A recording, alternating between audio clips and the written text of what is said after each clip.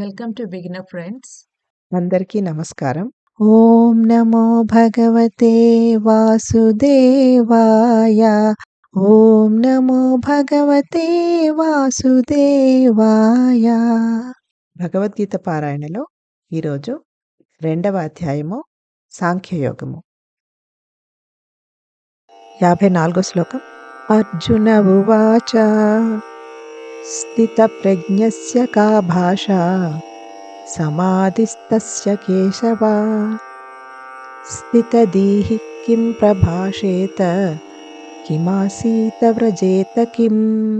Meaning of the Shloka is Arjuna is asking, Hey Keshava, what distinguishes the wise person who abides in the self?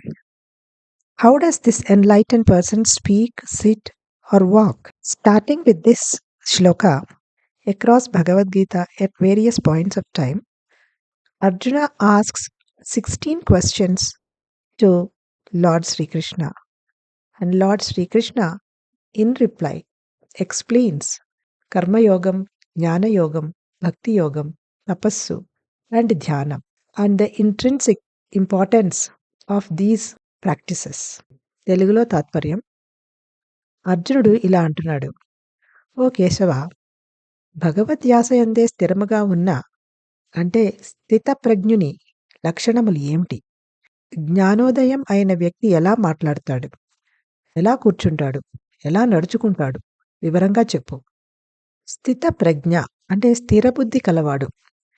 సమాధిస్థ అంటే ధ్యానంలోనే నిమగ్నమైనవాడు అన్న బిరుదునామాలు జ్ఞానోదయమైన వారికి వర్తిస్తాయి.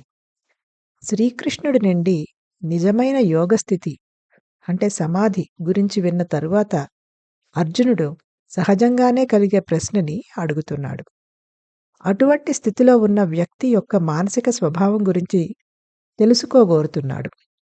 అంతేకాక అటువంటి వ్యక్తి యొక్క ప్రవర్తనలో ఈ దివ్యమైన మానసిక స్థితి ఎలా వ్యక్తమగును అని అడుగుతున్నాడు.